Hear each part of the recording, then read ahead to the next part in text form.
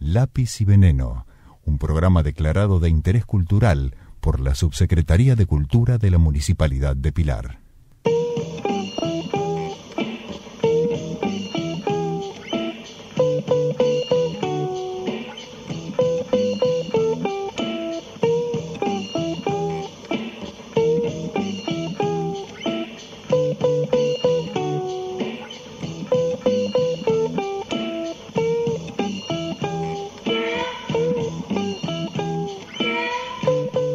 Desde este momento, Pluma, Lápiz y Veneno, un programa dedicado al arte y sus protagonistas, con la conducción de María Inés Nouselies.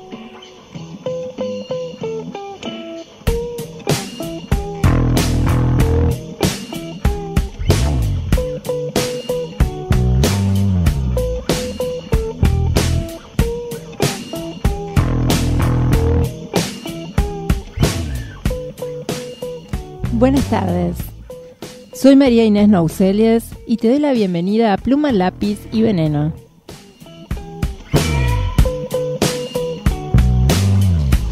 Bueno, este es un programa que lo quiero dedicar a Julieta Castillo, amiga mía y muy conocida artista de aquí de Pilar, que está pasando por un momento muy feo, muy difícil, porque el marido venía en el avión que cruzó el Río de la Plata y cayó en estos días, y bueno, fue uno de los que falleció. Así que bueno, Julieta, te mando un abrazo enorme, te quiero mucho, y este programa está dedicado para tratar desde acá, aunque sea tirarte un poquito de buena onda.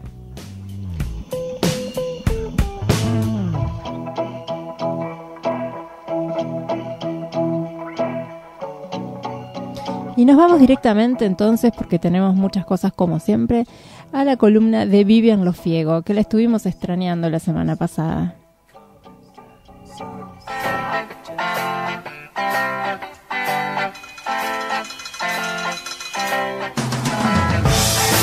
La palabra es protagonista.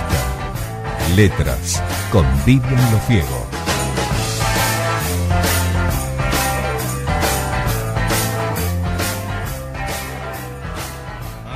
Hola Vivian. Hola María Inés, ¿cómo estás? Bienvenida. Muchas gracias, gracias. Te extrañamos la semana pasada. Yo también a ustedes los extrañé, y bueno, nada más quiero, antes de comenzar, a contarte un poquito las novedades y las reflexiones de esta semana, que también quiero dedicarle esta columna y, como vos dijiste, la emisión a nuestra amiga Julieta. Exacto.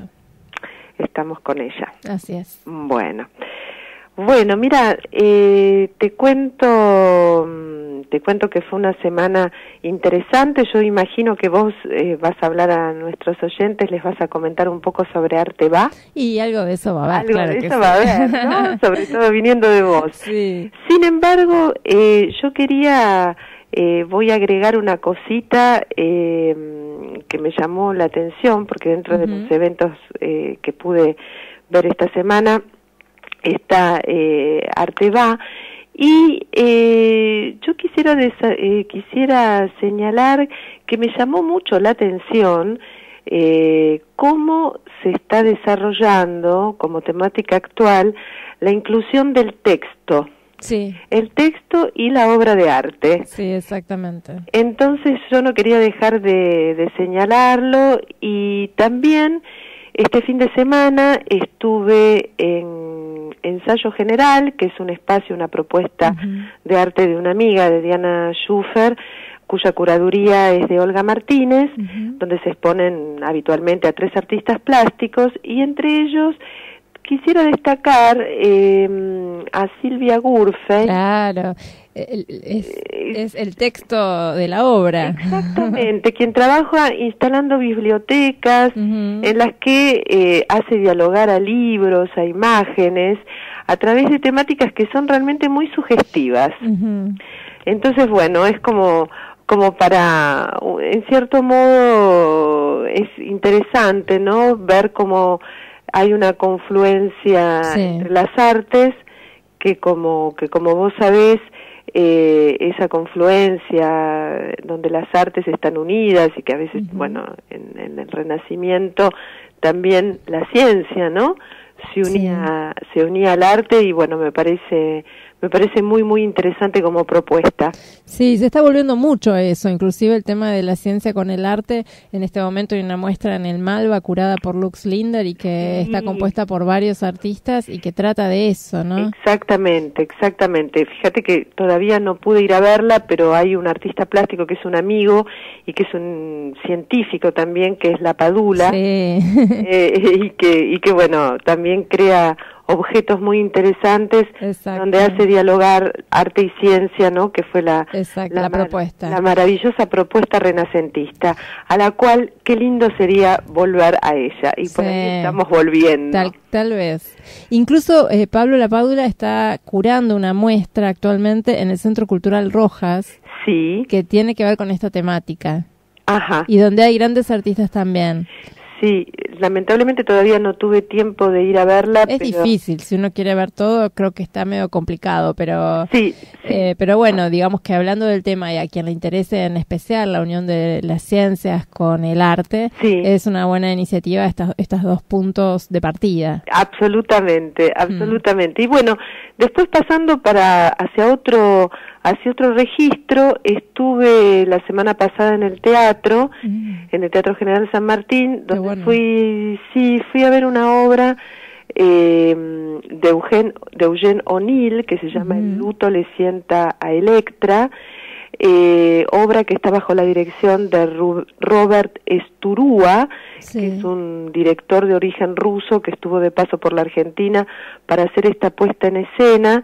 Y bueno, me pareció remarcable porque Eugene O'Neill escribió esta obra hace prácticamente un siglo. Eugene O'Neill, para los que no lo conozcan, fue un dramaturgo nacido en un hotel en Nueva York, y que transcurrió su infancia entre bambalinas, entre trenes y hoteles, y que como buen gran dramaturgo es un poco oracular, ¿no? Porque cuando él presenta esta obra todavía estábamos lejos, no lejos, pero no estábamos cercanos a lo que significó la explosión de la Primera y de la Segunda Guerra Mundial. Sí. Y es muy interesante porque la obra muestra la pérdida de valores de una familia frente a la guerra, ¿no? En este caso se trata de la guerra de secesión, la famosa guerra que vivió los Estados Unidos entre norte y sur, y es realmente fantástico, ¿no? Ver el mecanismo de cómo la violencia, la crueldad en los vínculos se van a tornar los ejes de la historia de esta familia que se llama Manon, y donde yo encontré particularmente remarcable el trabajo de Leonor Manso, que interpreta magistralmente el papel de la madre de Lavinia, que digamos que es sobre ella que recae el título, ¿no? de El luto le sienta bien a Electra, porque es una hija despiadada, que tiene los rasgos que tenía la Electra de Sófocles, ¿no? La Electra de la tragedia griega, que bueno, respondía a toda una historia que más bien es una historia política, ¿no? Que habían desarrollado los griegos, la defensa absoluta del padre, ¿no? En este caso Electra era la hija de Agamenón, que fue uno de los 3 guerreros importantes de la guerra de Troya, y que era un guerrero absolutamente despiadado y que manda a su hija mayor, a Ifigenia, la manda al sacrificio. Sin embargo, Electra está enfurecida contra su madre, y digamos que todas sus lamentaciones y todo su odio son volcadas hacia esa madre, quien decide vengarse de Agamenón asesinándolo. Pero bueno, volviendo a la obra, la encontré de absoluta actualidad. Claro, qué tremendo. Es como, y esto me llevó a la reflexión de cómo siempre, tanto los griegos como después Shakespeare, ¿no? Que no hizo más que retomar a los griegos, siempre están presentes. Sí, bueno, son los temas universales, ¿no? Los temas que nos mueven. de alguna manera. Totalmente. Y fíjate que preparando la emisión reflexioné sobre aquella frase maravillosa de Sófocles en el final de la tragedia del rey Edipo, cuando el Corifeo dice: de modo que ningún mortal puede considerar a nadie feliz con la mira puesta en el último día hasta que llegue al término de su vida sin haber sufrido nada doloroso. Y bueno, es algo que es muy, ¿no? Es algo presente en el humano y presente a través de los siglos y a través de la historia de la humanidad. Sí, como parte de la naturaleza casi, ¿no? Y sí, parte de la naturaleza humana y de la condición humana. Exacto. Y bueno, por otro lado, también quería hablarte un poquitito de la poesía, porque bueno, es un tema que me gustaría comenzar a incluir en nuestra columna. Claro. Y también este sábado estuve en una reunión de poetas, una reunión muy interesante donde la gente lleva propuestas y temas de actualidad. Uh-huh. Y una poeta argentina que es Inés Manzano, que tiene un espacio propio que se llama Interiores, en el cual ella invita a muchos poetas del interior del país, otorgándoles este espacio donde leen durante 1 o 2 horas. Uh-huh. Nos recitó un poema que yo le pedí para poder transmitirlo a nuestros oyentes. Bien. Así que bueno, si querés, sí, se los digo, porque fue un poema que realmente me encantó. Uh-huh. El poema se llama La victoria de la víspera, y dice así: este contorno que la distancia desmenuza, ni aún remotamente se parece al perfil de la victoria, perseguida en los sueños, pero guarda un parentesco secreto con el rostro descarado de una muchacha en la matanza, en Samotracia, con los dedos en B. Bien que somos porfiados, amanece, y la distancia nos pisa los talones. Ignora que al contrario de Aquiles, en ellos reside nuestra gracia, alas robadas a los dioses. Indefensos y frágiles sabemos que el único suceso que nos toma invencibles es tenernos a mano. Nos bebemos el mar, y la distancia se muda en filigrana traspasada de barcos. Va cayendo en mi boca mientras digo que yo me la devoro como una jabalina vence la copa de los árboles. De este modo, burlada, no puede con nosotros. Bien que somos porfiados, poderosos, se deshace en el agua. Bello. Sí, es muy bello. Muy bello. Es muy bello. ¿Y la autora es? Inés Manzano. Inés Manzano. Autora argentina, poeta argentina contemporánea. Bueno, la verdad que es un gusto que nos acerques este tipo de material, porque tantos poetas argentinos que no conocemos, yo por lo menos. Por supuesto, sí, es la idea, ¿no? Poder transmitir, uh-huh, poder transmitirles, ¿no? Estos poetas que son maravillosos y que tienen una cierta invisibilidad. Sí. Por eso es tan importante, ¿no? Esta función, sí, que cada uno tenemos de poder transmitir a la gente estas invisibilidades necesarias. Sí, porque de por sí además la poesía es muy sutil, y en los tiempos que vivimos tan vertiginosos y de necesidad de tanto impacto, es como que no se repara tanto en ella a veces. Es verdad. Así que bueno, realmente interesante el material que nos trajiste, Vivian. Sí, les dejo como, bueno, ya Arteba pasó, es cierto, sí, ya fue supongo que vos vas a desarrollar más, uh-huh, en tu emisión, y por otro lado dejo entonces esta propuesta de esta obra de teatro que se está actuando, que se está haciendo en el Teatro General San Martín, sí, y bueno, el placer enorme de poder compartir con vos igualmente. Igualmente. Muchísimas gracias. Gracias Vivian. a vos, María Inés. Un abrazo enorme. Un abrazo y un abrazo a todos nuestros oyentes. Besito. Besos.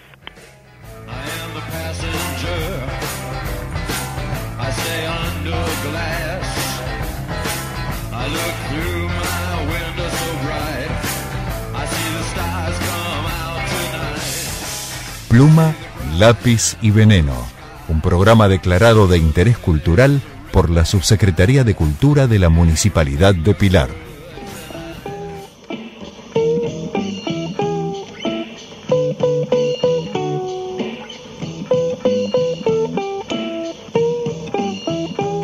Pluma, lápiz y veneno. Agenda.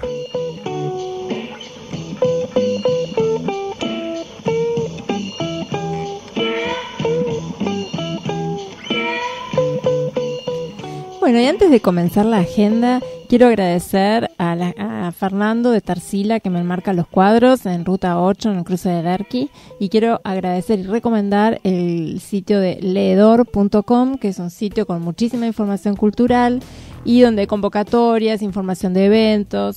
Les recomiendo que lo espíen. Bueno, y empecemos con la agenda, que hay mucho también. Tenemos para mañana, viernes 30, 20-30 horas, en el Centro Cultural Federal de Pilar, la exposición Fotógrafos de Pilar. Es una muestra de fotografías del taller de los alumnos del taller de Virginia Alimonda. Y mañana 21 horas, en el Teatro Lope de Vega, El Cruce de la Pampa, presentado por el grupo Quijotes. Es la historia de dos antihéroes atravesando la inmensidad de la llanura pampeana en busca de sus sueños, reflexionando acerca del tiempo, del amor, de la historia, de la libertad. Buscando o huyendo. Es un libro de Rafael Bruso, que es un autor santafesino, y la entrada sale 40 pesos.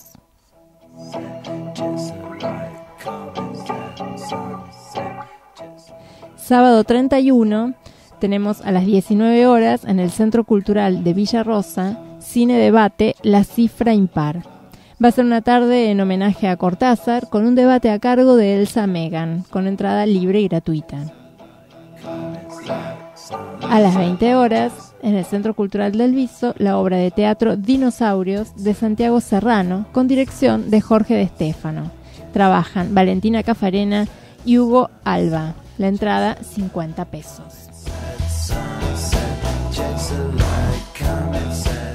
El mismo sábado 31, recuerden que todavía tenemos disponible, porque se realiza la escapada del Travel Art a Carlos Kent, organizada por Fox Graphics de Torres del Sol, el 31 de mayo, de 13 a 17. La idea es en una cómoda combi hasta Carlos Kent, llevar cada uno su cámara y bueno, hacer una especie de escapadita fotográfica. Estén atentos porque también ahora inician próximamente 2 talleres más de fotografía en la Galería Foz, en Torres del Sol. Son muy buenos los cursos y bueno, realmente surgen estas iniciativas que acompañan. Hasta el 31 tenemos la muestra de autoctonismo en la Galería Foz, con obra de Gabriela Partó y María Noel Pepe, a quien entrevistamos en el primer programa.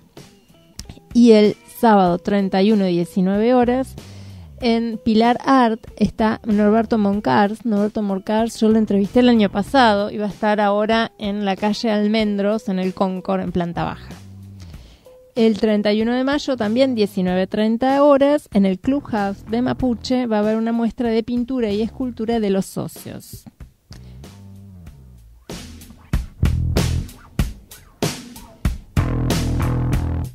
El 1 de junio, el domingo, a las 12 del mediodía, en el Salón de Bomberos Voluntarios de Derqui se desarrollará la ya conocida Milonga Cultural. Y quiero felicitar a las amigas de Almas en Papel, que es un grupo de artistas, en su mayoría pilarenses, que trabajan el papel de manera increíble y que van a hacer una muestra en el Centro Argentino de Arte Textil. El 6 de junio inaugura, 18:30 horas. Esto es Viamonte, 1728, segundo E.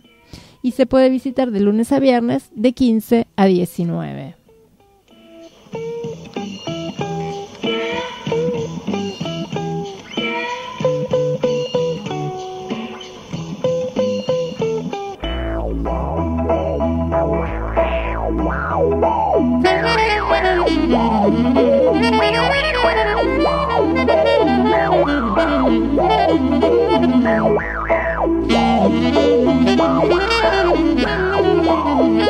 Solo de fanzine.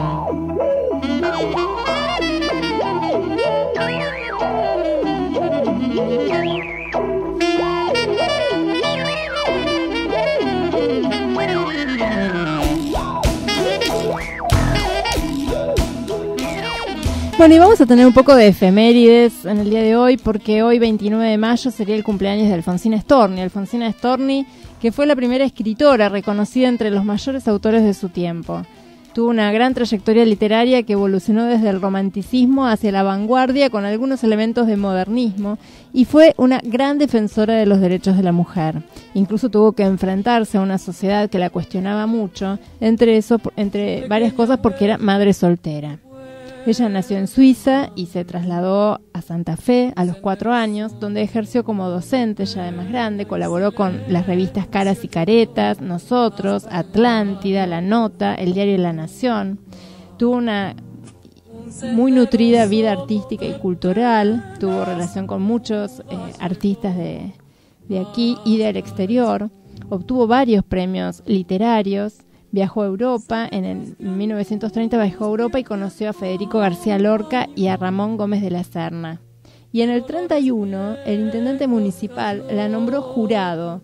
Y es muy importante porque es la primera vez que una mujer tuvo ese cargo y tuvo la posibilidad de ejercer como jurado en un concurso. En 1938, estaba muy enferma y decidió suicidarse en Mar del Plata. Y podemos decir que su obra poética, consta de 2 etapas. La primera, que es muy romántica y modernista, y la segunda, que tiene una visión más oscura, irónica, angustiosa. ¿Cómo no recordar ese fragmento de Voy a dormir, déjame sola, oyes romper los brotes, te acuna un pie celeste desde arriba y un pájaro te traza unos compases para que olvides. Gracias. Un encargo. Si él llama nuevamente por teléfono, le dices que no insista, que he salido.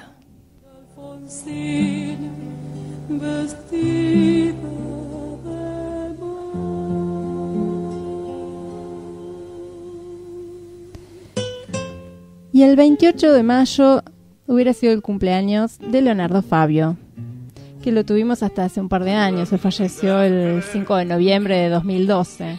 Un gran artista, productor, director cinematográfico, guionista, compositor, cantante y actor. Realmente se lo considera un director de culto. Tiene muchísimas películas en su haber, por ejemplo, Crónica de un niño sole, El romance del Aniceto y la Francisca, Gatica el mono. Como cantante fue uno de los precursores de la balada romántica latinoamericana en las décadas del 60 y del 70. Entre sus canciones, Fuiste mía un verano, Ella ya me olvidó, muchísimas. La que están escuchando, que se llama Para saber cómo es la soledad. Era un gran militante peronista, lo cual lo llevó a realizar una película de como 6 horas, que fue como un documental, que se llamó Perón, Sinfonía del Sentimiento.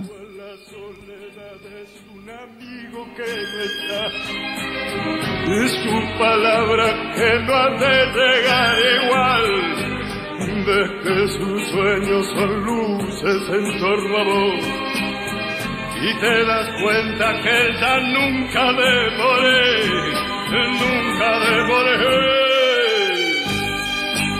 Carlos, yo no me olvido. Me quisiste caído y cuando fue tu noche.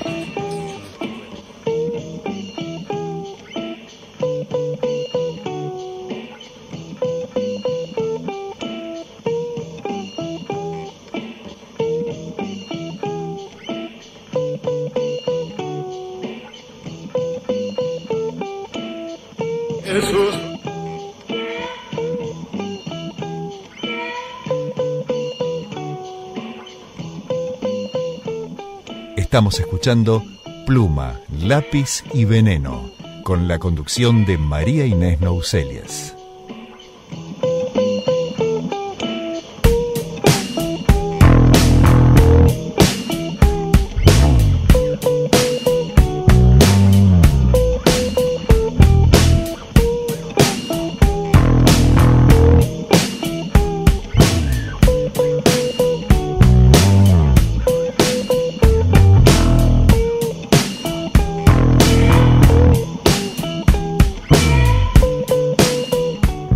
Nuestras vías de comunicación: pluma, lápiz y veneno @gmail.com.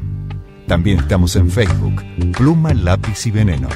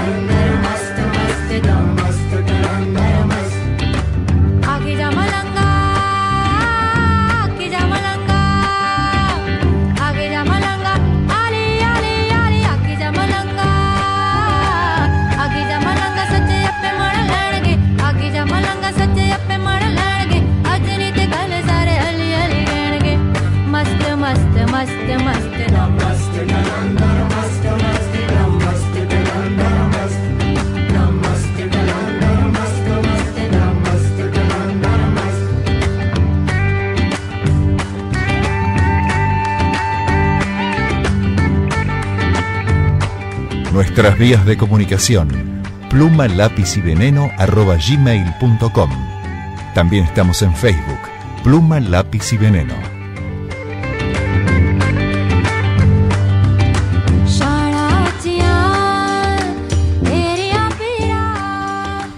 Bueno, y la semana pasada estuvo Arteba, que es la feria de arte más grande que tenemos, y en la cual hay cada vez un poquito menos de galerías y un poquito más de proyectos de curadores que me parecen realmente muy interesantes. Y de hecho, lo que más interesante me pareció fue el proyecto que curó Andrea Giunta. Andrea Giunta es doctora en Filosofía y Letras, es profesora de arte latinoamericano en la Universidad de Buenos Aires y en Texas, y es investigadora del CONICET, recibió la beca Guggenheim, tiene montones de galardones, pero la tenemos al habla, así que podemos conversar con ella directamente. Bienvenida. Hola. Andrea, ¿cómo estás? Muy bien, muchas gracias. Bueno, un gusto poder conversar con vos, realmente, muchísimas gracias. Es como lo más, porque realmente es así, fui a Arteba y lo que más me impactó y me pareció interesante fue esta muestra que curaste en el proyecto Dixit. Sí, fue un proyecto que se inició este año. Vos sabés que Dixit quiere decir decir o él dice, y la propuesta consiste en darle la voz a un curador que haga una toma de posición, que plantee una exposición que implica una toma de posición. Así que frente al debate respecto de si estamos en un nuevo régimen estético, si puede hablarse de lo contemporáneo como distinto de lo moderno, la toma de posición que adopté fue decir sí, es diferente, el arte contemporáneo implica una transformación de los lenguajes y de las agendas, abordemos sus síntomas, las formas en las que se va manifestando, ¿no? Sí. Sin buscar por esto una definición de la contemporaneidad, sino medir sus distintas temperaturas. Sí, que es difícil también poder decir esto es arte contemporáneo, marcar un límite o no, o decir qué es y qué deja de ser. Sí, es muy difícil y sobre todo considerando que muchas obras que se hacen en el presente, por lo tanto están en su propio tiempo, claro, plantean problemáticas más ligadas a la modernidad. Sí. Entonces, bueno, tratar de recorrer las características, más que las características, los síntomas, ¿no? de ese manifestarse de las obras de arte contemporáneo. Sí, sobre todo esto que vos decías, que la obra contemporánea está en su propio tiempo, lo cual te hace un poco perder la perspectiva, porque uno está inmerso en ese mismo tiempo. Sí, ese fue otro de los desafíos, ¿no? Porque la exposición no pregunta qué es el arte contemporáneo, sino cuándo empieza el arte contemporáneo. Por lo tanto, es una pregunta de índole histórico y tiene que ver con rastrear fundamentalmente en la segunda mitad del siglo XX cómo se va expresando aquello que hoy caracteriza a gran parte del arte de nuestro tiempo, del arte que circula en las bienales, del arte que se ve en los museos, todo aquello que se ubica dentro de la contemporaneidad, va, digamos, diseñando sus características o su sintomatología más en este periodo histórico paulatinamente, no de un día para otro. Claro. Entonces la pregunta histórica tiene que ver con esto, ¿no? ¿Cómo se va produciendo esto? ¿Cuándo? Lo cual es un tema completamente abierto al debate y de ninguna manera yo busco cerrar la discusión, ni el análisis crítico, ni la posibilidad de situarse de una manera diferente. Claro. Yo diría que mi objetivo aquí fue, en primer lugar, darle instrumentos a ese 98% de público que va a ver y no a comprar. Y además también al que va a comprar. Pero darle al público que yo veo que va de una manera masiva, que no necesariamente tiene instrumentos para decir, bueno, ¿cómo entro yo en estos lenguajes? Claro, exactamente. Y tiene un poco. No, y también, bueno, vos con este proyecto sostenés un poco el tema de la invalidez de los centros y de las periferias en cuanto al estudio del arte contemporáneo, ¿no es cierto? El tema de las vanguardias simultáneas apoyás más bien, y eso me parece muy interesante. Sí, es un modelo de trabajo y de lectura también objetable, pero que yo sostengo porque si bien no es sistemáticamente verificable, es coherente. Sí. Y tiene que ver con que después de la Segunda Guerra Mundial el capital de experiencias de las vanguardias históricas era conocido y articulado en todas las metrópolis que se habían vinculado al discurso de las vanguardias históricas. Entonces, lo que un día vi es que realmente esta idea de centros y periferias no funcionaba, que los artistas de distintos lugares del mundo, después de la Segunda Guerra Mundial, sienten que tienen la misión, la tarea, la responsabilidad de continuar con el legado del arte moderno. Y esto se da en París, en Nueva York, en Buenos Aires. Aquí los artistas concretos se sentían depositarios de la modernidad artística y de la misión de llevarla más allá, de mantener la cultura viva. Entonces, bueno, esta percepción cultural, ¿por qué analizarla en función de los esquemas tradicionales de centro y periferia y no pensar que en ese momento todos estaban trabajando sobre un capital de experiencias estéticas común, se reformulaban en función de sus propios contextos? De ahí la noción de vanguardias simultáneas. Claro. Sí, porque además el tema de la guerra también implica un corte en la comunicación, un corte en muchas cosas, no es que todo seguía igual. No, más bien no. Vos fíjate que cuando París es ocupada por los nazis en 1940, Harold Rosenberg escribe un artículo que se llamó La caída de París. Y ese artículo terminaba con una especie de pregunta abierta que decía, ¿dónde se mantendrá encendida la llama de la cultura? Y fueron las vanguardias norteamericanas las que de alguna forma arrebataron la antorcha, ¿no? Y dijeron, se mantiene acá. Pero esto fue un discurso del poder cultural. Claro. Aquí en Buenos Aires, los artistas concretos también se preguntaban dónde continuará prendida la llama de la cultura. Y también se sintieron portadores de ese legado y impelidos a continuarlo. Entonces, darle textura histórica a esta situación que es real y ponerlo en palabras, me parece que es parte de la tarea que podemos hacer para mirar la historia desde otras perspectivas, ¿no? Sí, de alguna manera también es esto que en alguna parte de tu libro comentás que lo contemporáneo siempre está enfrentado con lo irresuelto de la historia, ¿no es cierto? Que de alguna manera volver al pasado desde imágenes del arte también tiene que ver con mirar todo aquello que por ahí no fue bien resuelto, no fue bien elaborado, ¿o sí? Sí, bueno, sobre esas cuestiones, obviamente todas las épocas históricas dialogan con sus pasados, con los múltiples pasados. Yo creo que hay una diferencia en la contemporaneidad y esta tiene que ver en ese legado de la posguerra. Este diálogo con el pasado es muy reiterado a través del formato de la pregunta por la memoria, por cómo las imágenes dan forma a ese pasado, en muchos casos traumático, como aquel que se vincula a la Shoah o al pasado de las dictaduras latinoamericanas, es decir, cómo el arte representa la violencia, la ausencia, cómo se recuerda, cómo se conmemora. Ese pasado, esa forma de vincularse al pasado, está muy, muy presente en la contemporaneidad. Junto a eso, en América Latina, y creo que coincidiendo con los bicentenarios, ¿no?, con la celebración efemérides de la independencia, muchos artistas retomaron los discursos de las naciones latinoamericanas, así como estos discursos se habían formulado a través de imágenes, representaciones de héroes, de batallas, de hechos emblemáticos de las historias nacionales. Entonces, pero también es una pregunta poscolonial esa. Claro. No es que simplemente lo visitan, sino que cuestionan los fundamentos que ordenan a la ciudadanía, cuestionan los modelos de nación que se gestaron en el siglo XIX, estas naciones que diseñaban a sus héroes como blancos, cuando quizás eran mestizos, claro. Estas naciones que se autorrepresentaron como blancas, como descendientes de Europa, ¿no? Entonces, es una visita crítica hacia el pasado.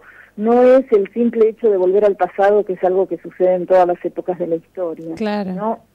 Determinadas estructuras del pasado, ¿no? Sí, realmente me pareció muy, muy interesante tu curaduría y bueno, contanos un poquito cuántos artistas están involucrados, cuántas obras, bueno, o estaban, porque ahora ya no está más Arteba, pero está todo lo que se realizó, ¿no es cierto? Sí, yo digo que fue una muestra de museo por 4 días. Ay, sí, todo el trabajo, yo los veo a todos trabajando tan arduamente en la previa, y el día de la preinauguración están todos agotados y la muestra no empezó, porque yo fui el jueves pasado, que era la previa, inauguraba el viernes y estaban todos agotados. Sí, sobre todo porque ahí justo cuando termina el montaje, vos pensás que todas esas obras, que eran alrededor de 60, se montaron en un día. Claro, es muchísimo. Con lo cual hubo cosas que, digamos, el día que se hizo la previa, que abrió, había cosas que hubo que corregir después, bueno, errores, claro. Cosas que siempre se deslizan y que tuvimos que revisar el día siguiente. Sí. Mirá, pero al mismo tiempo digo que tiene un récord de público, porque pensé que a Arteba van alrededor de 100.000 personas. Sí, es muchísimo. Por lo tanto tenés un público equivalente a una exposición, pero en 4 días. Sí, impresionante. Hubo artistas, alrededor de 60 obras, artistas de Argentina, Chile, Uruguay, Brasil, Paraguay, Bolivia, Perú, Venezuela, Colombia, México, realmente Brasil. Si bien, bueno, hubiéramos querido tener más obras latinoamericanas, la verdad es que estábamos muy contentos porque pudimos tener obras muy representativas, como la que abría la exposición de Antonio Caro, un artista colombiano que hizo esta pieza en 1972, Aquí no cabe el arte, una inmensa frase de 11 metros, y debajo de cada letra estaban inscritos los nombres de los estudiantes asesinados durante el movimiento estudiantil en Bogotá. Claro. Y obras de Óscar Muñoz, Doris Salcedo, Víctor Gripo, Roberto Jacobi, León Ferrari, Magdalena Gitric, Margarita Paxa, digo, la lista, la verdad... Sí, Liliana Porter también. Liliana Porter, bueno, había obras interactivas, o las obras con perfume, había música. Realmente muy interesante, muy interesante. Y me olvidé cuando te presenté de comentar que vos fuiste la curadora de la muestra de León Ferrari cuando fueron en Recoleta. Sí, por eso digo, bueno, esa muestra tuvo En 40 días tuvo 800 artículos de prensa, así claro. que imagínate. Sí. Sí, la controversial retrospectiva de León, que la verdad es que lo puso a León, que tenía una obra inmensa y era un artista de culto, pero lo puso en una escena internacional de una manera inimaginable, ¿no? Sí, después incluso le mandó una carta a Bergoglio agradeciéndole, porque de última le terminó haciendo un favor. Sí, yo creo que ahí Bergoglio se equivocó cuando le dio esa centralidad. Pero bueno, la exposición fue un impacto, realmente León intervino en un montón de debates, hubo una cantidad de artículos realmente de opinión muy complejos, escritos en distintos momentos del debate. Compilamos en ese momento un libro que tiene como 500 páginas con los artículos, con una selección, ¿no? Claro, sí. Los fallos judiciales, vos pensás que fue la primera vez que se censuró judicialmente una exposición y que el gobierno apeló la decisión de la justicia y se abrió de nuevo. No, es inaudito, realmente es desopilante, casi te diría. Sí, desopilante y al mismo tiempo importante para la jurisprudencia, porque ahí realmente se le dio contenido a una frase que todos repetimos, pero que no todos pensamos que significa lo mismo, que es libertad de expresión, ¿no? Claro, claro.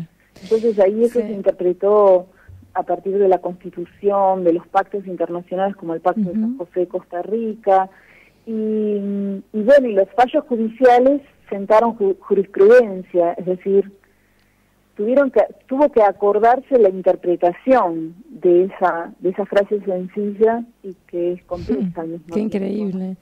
Porque aparte, de alguna manera, lo contemporáneo, el arte contemporáneo también tiene que ver con esto de interpelar ciertas cosas de nuestro tiempo, ciertas oscuridades, como dice Agamben, ¿no? Y bueno, creo que justamente era lo que estaba haciendo León Ferrari. Sí, absolutamente. León trabajaba sobre todas las contradicciones de la historia y sobre las contradicciones entre lo que dicen las palabras y lo que dicen los hechos, ¿no? Sí, también. Exactamente. Sí, los artistas contemporáneos, todos los artistas de toda la historia han reflexionado sobre sus presentes. Ahí se introducen elementos más específicos que tienen que ver con los lenguajes, la intervención de la performance, claro, los cruces de los lenguajes, el uso de materiales de la vida cotidiana. Sí. Si nosotros pensamos, bueno, en la pintura se representa, el arte contemporáneo usa mucho la presentación de los objetos, la presentación de objetos de la vida cotidiana que desorganizados y leídos a contrapelo adquieren estos sentidos críticos que vos destacabas, ¿no? Claro, exacto. Sí. Y bueno, el arte sonoro también, que ahora está como en movimiento también, ¿no? Mira, fíjate, vos sabés que yo creo que Buenos Aires tiene una de las escenas más ricas y complejas en ese sentido, porque hay una multiplicación de los compositores de música contemporánea, de la interacción entre artistas plásticos, músicos, compositores. Cada vez más se está investigando cuál es el punto de encuentro o cuál es la zona que existe, ¿no?, entre esas distintas expresiones a partir de un arte de la sinestesia, es un arte que cruza lo sonoro con lo táctil, con el aroma, incluso con el gusto. Claro. Hay un investigador que se llama Bruno Metz que presentó una obra donde trabaja la relación entre sonido y sabor.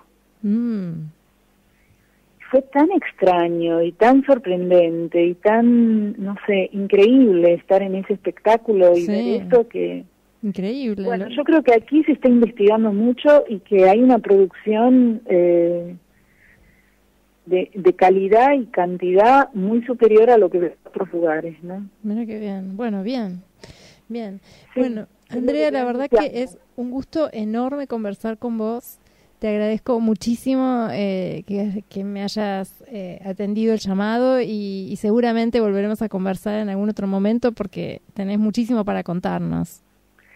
Bueno, muchísimas gracias por llamarme. A mí me encanta hacer todo lo posible para que la mayor cantidad de personas se sientan incluidas en el mundo del arte, sientan que una obra les puede abrir un mundo que no esperaban, que los artistas tienen mucho para decir en la sociedad y que la sociedad también les da permanentemente a los artistas, ¿no? Claro. Entonces, bajar en el sentido de decir, bueno, ¿cómo hacemos para que los lenguajes sean comprensibles y las personas se sientan incluidas y no, ¿cómo te puedo decir?, alejadas porque sienten que no manejan la terminología o los presupuestos, ¿no? Sí, tal cual. ¿Cómo hacemos para romper eso y vincular el mundo del arte con las personas comunes y la academia, con el público en general y romper las especialidades? Sí, los formalismos también, ¿no? Un poco salir de la caja blanca y bueno, y de a poquito, como todo. Así es. Yo te agradezco muchísimo el llamado, ¿eh? No, gracias a vos, muchísimas gracias. Un besito, Andrea. Un beso grande, ¿eh? Chao. Chao.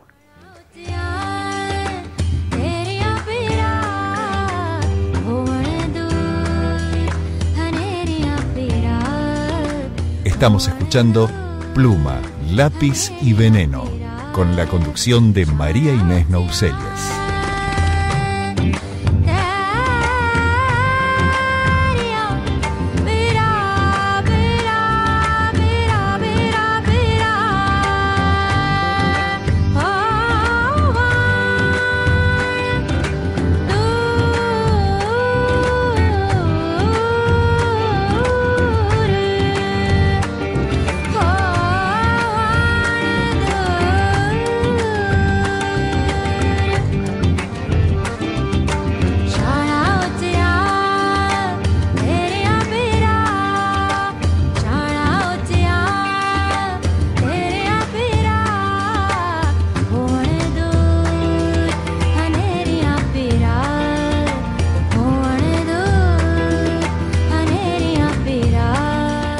Nuestras vías de comunicación: pluma, lápiz y veneno @gmail.com.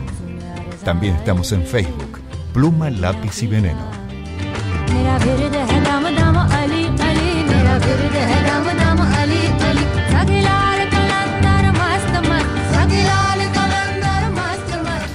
Bueno, y estamos en comunicación con Susana Brandariz. ¿Cómo está, Susana? ¿Qué tal? Buenas tardes, ¿cómo están? Bien, muy bien, muchas gracias. Susana es responsable del Laboratorio de Conservación Yapuguay, ¿verdad? Exactamente. Del Fondo Antiguo de la Compañía de Jesús, aquí en Argentina. Es conservadora especialista en papel. Ajá. Bueno, la verdad que es un tema que nos interesa muchísimo a los artistas, a los que trabajamos papel y a los que nos gusta leer, a todos. Sí, claro. Así que bueno, me interesaría que me cuentes un poquito cómo es esto de la restauración del papel. Bueno, el laboratorio Nicolás Yapuguay nació allá por el 2003, ya tiene un poco más de 10 años de vida. Se encuentra ubicado en la manzana jesuítica, aquí en Callao, Tucumán, donde está el Colegio del Salvador. Uh-huh. Fue equipado con equipamiento de última generación, totalmente italiano, por un subsidio que le dieron a la compañía, el Instituto Ítalo-Latinoamericano, de manera que nosotros contamos con equipamiento muy importante y realmente muy moderno para todo lo que hace a la tarea de la restauración. Sí. ¿Y cómo es esto de la restauración? Bueno, para nosotros es todo un desafío, ha cambiado mucho en estos últimos años. Hoy por hoy se privilegia el resguardo de la huella testimonial que tiene el documento y que tiene el libro. Más allá de la restauración que se tenga que hacer de él, se respeta muchísimo el testimonio que tiene como objeto, ¿no? Claro, se trata de ser lo menos invasivo posible. Exactamente, de manera que todos los tratamientos y los criterios que se aplican son de mínima intervención y realmente se interviene el documento o se interviene el libro cuando bueno, es necesario para su estabilidad, para que pueda seguir viviendo y en su preservación futura. Claro. Pero en realidad la intervención es realmente lo menos invasiva posible. Y nosotros trabajamos en general con material antiguo, esa es nuestro segmento, nuestra especialidad, ya que el laboratorio, digamos, creció un poco en apoyo del fondo antiguo, porque la compañía que formó y creó su fondo antiguo, y después, por supuesto, le prestamos servicio a distintas instituciones, a particulares, y tenemos una cantidad grande de cursos y una misión muy importante desde lo académico, que ya nació cuando se creó el laboratorio. Se creó como un laboratorio escuela. Bien, o sea que son seminarios abiertos a la comunidad. Absolutamente. Sí, qué interesante. Entrando a nuestra página, entrando al blog, y tenemos también Facebook, ustedes pueden ver ahí la actividad que nosotros tenemos, cursos periódicos, tenemos cursos anuales, tenemos también charlas, conferencias ligadas, siempre en referencia, por supuesto, al material antiguo, y incluso para conservadores en técnicas y en tratamiento del material en papel y en encuadernación. De manera que ya sí, el laboratorio se creó como un laboratorio escuela, con todo lo que implica eso. Eso está equipado con una gran cantidad de herramientas para poder estar con grupos de a lo mejor de 10 alumnos, con total comodidad, tanto en el espacio como en la cantidad de herramientas que tiene. Y eso nos ha permitido poder ofrecer permanentemente cursos de distintas temáticas, absolutamente distintas. Pero siempre ligadas al libro antiguo. Para los amantes de los libros, lejos está pensar que el libro va a morir, ¿no? Exacto. Desde miradas diferentes, porque seguramente el artista tendrá una mirada diferente del investigador o del conservador, pero todos estamos en defensa y en la protección de ese libro, ¿no? Claro. Y contame, ¿hay pasos comunes en la restauración de un libro, o todos los libros son diferentes cuando se restauran según el problema, o hay pasos comunes en todos los problemas que haya que realizarlos? Digamos que hay grandes pasos, digamos 4 o 5 pasos comunes, pero cada libro o cada documento es un desafío en sí mismo, y es una decisión que se toma particular para cada pieza según las características que tiene, que en general son únicas. Sí hay pasos que todos los conservadores debemos respetar, como por ejemplo la documentación inicial, que hoy, además de la documentación en cuanto a lo que estudiamos, de lo que se refiere al documento y a la documentación gráfica, también lo hacemos fotográficamente, porque hoy las cámaras nos permiten tomar una infinidad de fotos de cómo empieza el tratamiento, de cómo llega la obra al laboratorio y cómo termina la obra una vez que pasa el tratamiento, y cada uno de los pasos también se van documentando. Es algo que nosotros respetamos muchísimo. Después, algo común también que hacemos luego es, antes de tomar la decisión, numerosas pruebas que se hacen en cuanto a las tintas y en cuanto a la materialidad y las características, el estado de deterioro, las patologías que tiene ese libro. Se hace un diagnóstico, como quien va al médico y hace exámenes, y una vez que tiene todos esos exámenes, define qué tratamiento va a hacer. Eso es común en general a todos los procesos. Una vez que empieza el tratamiento, uno puede a mitad de camino resolver que a lo mejor no es lo mejor que se puede hacer, o se encuentra con sorpresas porque cuando el libro se desarma encuentra cosas que antes no encontraba, o puede ser que un documento, uno empiece con un tratamiento y finalmente opte por otro que le parece que va a funcionar mejor, de manera que los tratamientos pueden modificarse y todo queda documentado. Los tratamientos tienen que ser documentados porque de alguna manera en esas fichas van pasando de mano a mano, conservador a conservador, y van quedando como parte de la historia de ese libro o de ese documento. Tal cual. ¿Y cuáles son las patologías más frecuentes? ¿Por qué se afectan más frecuentemente los libros? Generalmente las condiciones ambientales son las que más frecuentemente afectan al libro, ¿no? La humedad, la temperatura, casos como por ejemplo el agua, que puede haber tenido una inundación tan común, o haber estado en algún lugar donde eventualmente alguna cañería desagotó o tuvieron alguna pérdida, y tuvieron contacto con agua, y después los insectos que están ligados a estas condiciones ambientales, porque los insectos y los hongos, que también serían dentro de lo que llamamos deterioros biológicos, agentes biológicos, crecen o se desarrollan en función de que las condiciones ambientales lo favorezcan, ¿no? Claro. Entonces, si en lugares húmedos, donde las condiciones a lo mejor son lugares oscuros, húmedos, Buenos Aires de hecho ya por sí es húmeda, pero no todo nuestro país es muy grande, de manera que la humedad que tenemos nosotros aquí es otra problemática la que tienen nos está faltando en otro lado, claro. Exactamente, ¿no? O sea que eso es lo más increíble de lo heterogéneo de nuestros cursos, que viene mucha gente del interior con problemáticas absolutamente diferentes en sus bibliotecas, porque la persona que viene de Salta tiene una problemática totalmente distinta de la que vive en Santa Fe, por ejemplo, o en Buenos Aires. Pero en general, digamos que las condiciones ambientales en las que esté el libro, a pesar de que los materiales tienden a adaptarse bastante bien a los espacios, de hecho me ha sorprendido muchas veces llegar a lugares donde uno, por las condiciones, cuando uno ingresa, dice, creo que no voy a encontrar las cosas bien, de pronto se sorprende porque encuentra que el material está muy bien, y eso es porque el material de alguna manera se ha adaptado a esas condiciones ambientales.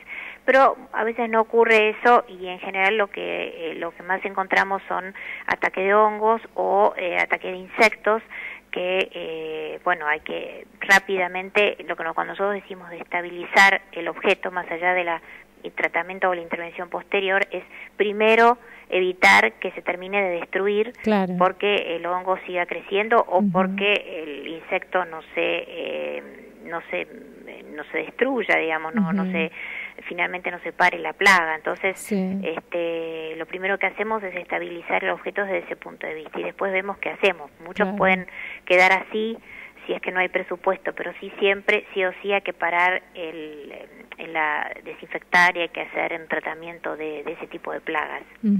Y cuando el papel está afectado por la acidez, nosotros los artistas muchas veces usamos papel libre de ácido justamente para que no se ponga amarillo, no se quiebre, pero cuando de repente, no sé, tenemos un libro que viene con un papel que se ve que tenía ácido, ¿eso se restaura también, o ya cuando viene con lignina no es posible? Digamos que el problema de la acidez es algo que ocurre a partir de mediados del siglo XIX, ¿no? Que es la peor época, decimos que es el peor papel para el conservador, y es justamente el papel que más tenemos en los países más jóvenes como los nuestros, porque en Europa tienen muchísimo material todavía de papel de trapo que era de excelente calidad, ¿no? El anterior, el que no tenía la famosa lignina, es decir, el papel de trapo puro de algodón y lino. Los libros en general en esos casos no se encuentran problemas de acidez, sino algunos problemas de impurezas que oxidan y que uno ve unas manchitas que se llaman foxing, y aunque el papel no tenga acidez general, puede generar una acidez puntual por esas impurezas que tiene el papel, pero el papel es de excelente calidad. Posteriormente, cuando aparece el papel industrial y se empieza la gran demanda del papel, justamente hay un periodo inicial, porque ahora se ha mejorado mucho el proceso, y el papel que tenemos hoy ya tiene un proceso químico que ha mejorado muchísimo la calidad de la acidez con la que ya tiene ese papel. Incluso algunos ya tienen reserva alcalina. Pero hay un periodo que justamente los primeros años, las primeras décadas del siglo XX son los papeles peores, donde uno los ve amarillos, que prácticamente las puntas de los libros uno las apenas las toca se quiebran, y en eso no se puede hacer demasiado. En los casos de documentos, a veces los lavados acuosos, si es que se puede, y los test que se hacen lo permiten, pueden mejorar, reducir la acidez, y se puede hacer algún tratamiento para tratar de subir un poco, mejorar la acidez y darle un poco de, con algunos baños especiales, mejorar un poco el pH, pero en realidad el deterioro del papel ya está, porque es un proceso químico, no es físico, sino que es químico, y el daño es muy importante. Bien. Bueno, y otro tema sería también la cubierta del libro, ¿no? Que a veces también... La encuadernación. La encuadernación, exacto. Sí. Bueno, la encuadernación, en los libros antiguos ocurre que libros de 400, 500 años nosotros es raro que encontremos la encuadernación original.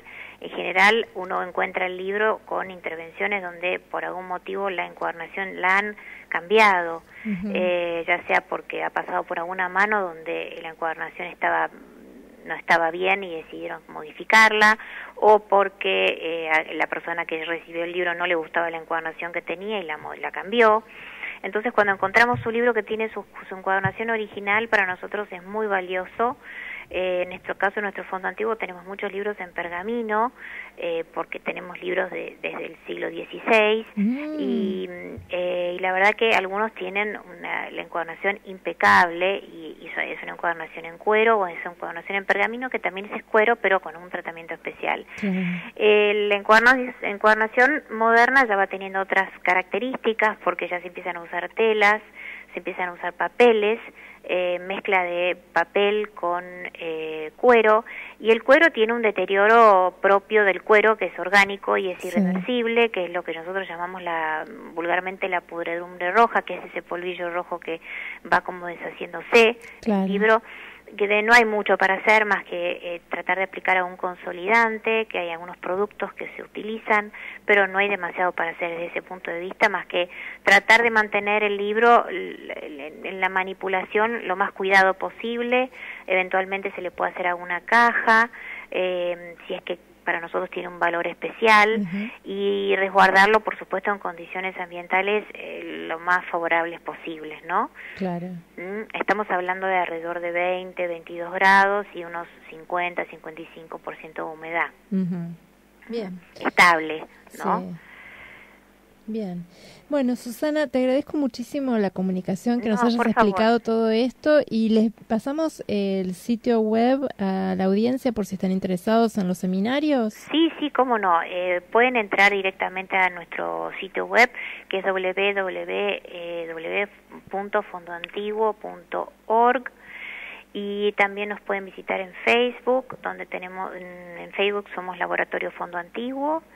Y también, nos pueden, allí tienen el mail, nos pueden hacer consultas vía mail, y pueden, por supuesto, estar atentos a los cursos y a los seminarios, a las charlas que eventualmente podemos dar aquí, les puede interesar alguno. Incluso, en algunos casos, artistas, porque como vos bien decís, ustedes trabajan con un material que en general tratan de buscar que sea noble, pero bueno, también tienen a veces problemas porque utilizan algunas tintas o utilizan algún otro medium, que es lo que en interacción forma un sistema y a veces complica un poco la cuestión. Claro. Entonces, por supuesto, cualquier consulta que nos quieran hacer, estamos atentos a que la podamos resolver. Bueno, muchísimas gracias, Susana. Un gusto escucharte. Gracias. Muy amable. Para ustedes por llamar. Gracias, un beso.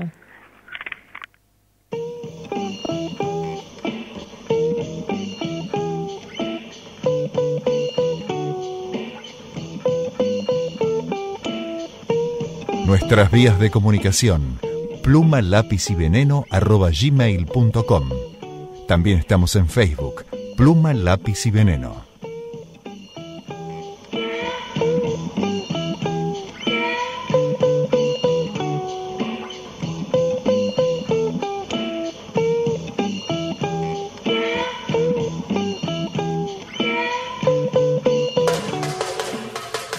Ahora, la columna de la imagen en movimiento.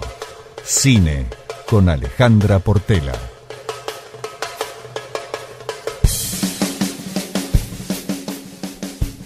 Hola Marinés. Bueno, hoy te quería contar de una película que se estrena en el Centro Cultural San Martín, un circuito alternativo para las salas de cine comerciales de la Ciudad de Buenos Aires.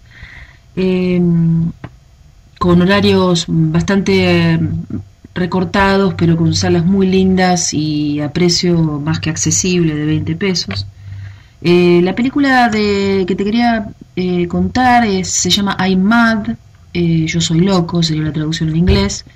que en realidad es el MAD, lo forman las 3 palabras del nombre de Miguel Ángel Dana, que es el protagonista y productor de la tercera película de Baltasar Tocman, un documental argentino que nosotros pudimos ver el año pasado en la competencia argentina del Festival Internacional de Cine de Mar del Plata, y que la verdad que es una suerte y una buena noticia que llegue a la sala de cine este jueves, y en junio se pueda ver a partir del circuito del Inca en el Comón.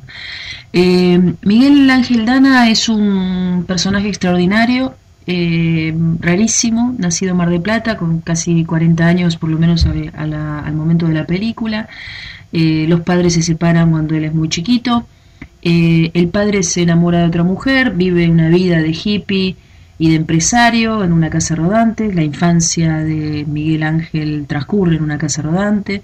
La película es una película con una voz en over que nos va contando los detalles de esa vida de pequeño, de los 8 hermanos que forman su familia, del hermano más chiquito de su padre, y de un momento fundamental en la vida de esa familia, que es la muerte de una pequeñita hermana ahogada en la pileta.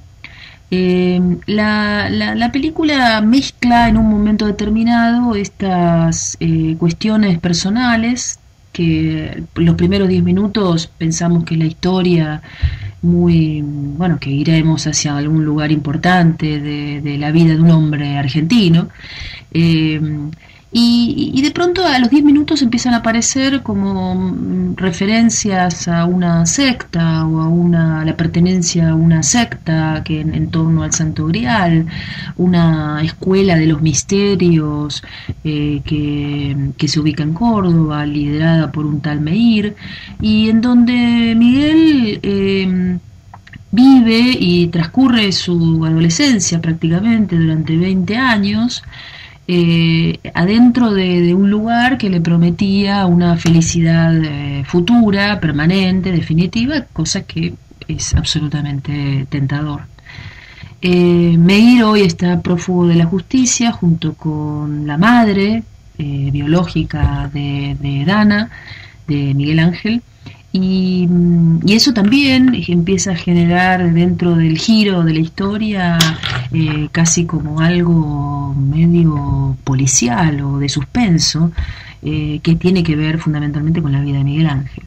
Este Meir, prófugo, como una especie de Jesús contemporáneo, que marca para siempre la vida de este hombre que aparece como una especie de fanático que en algún momento tiene que escapar de ese fanatismo. Miguel termina siendo un amante de las mujeres, un mujeriego acérrimo, se separa de su mujer, construye una especie de universo poético, espiritual, vagabundo, una película que habla de la libertad de un hombre, pero también de la libertad del cine, con imágenes muy libres y imágenes superpuestas, con subtítulos que van como partiendo la película en varias partes, con entrada y salida de la familia de Miguel Ángel y búsquedas por momentos plásticas, históricas, literarias, y que en definitiva en realidad recorta el fragmento de vida de un hombre joven que vivió una vida extraordinaria y que realmente vale la pena asomar en este documental de Baltasar Tocman que se llama I'm Mad, a partir de hoy jueves en el Centro Cultural San Martín.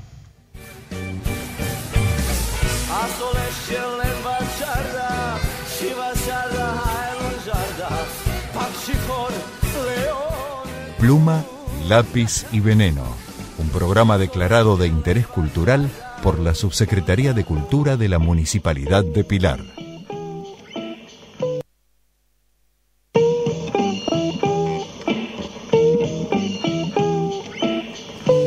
Bueno, y aquí terminamos el programa por el día de hoy. Nos encontramos el próximo jueves, 15 horas, como siempre, aquí en FM Plaza.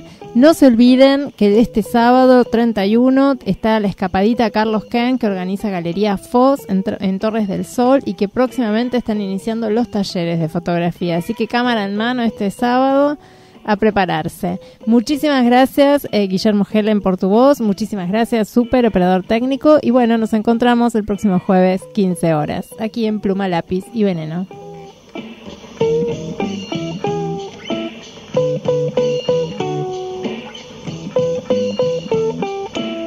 Esto fue Pluma, Lápiz y Veneno, un programa dedicado al arte y sus protagonistas.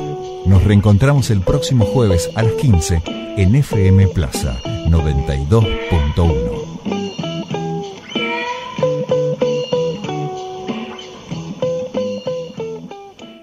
Pluma, Lápiz y Veneno, un programa declarado de interés cultural por la Subsecretaría de Cultura de la Municipalidad de Pilar. 92.1 FM Plaza Pilar. Un espacio en el aire para compartir.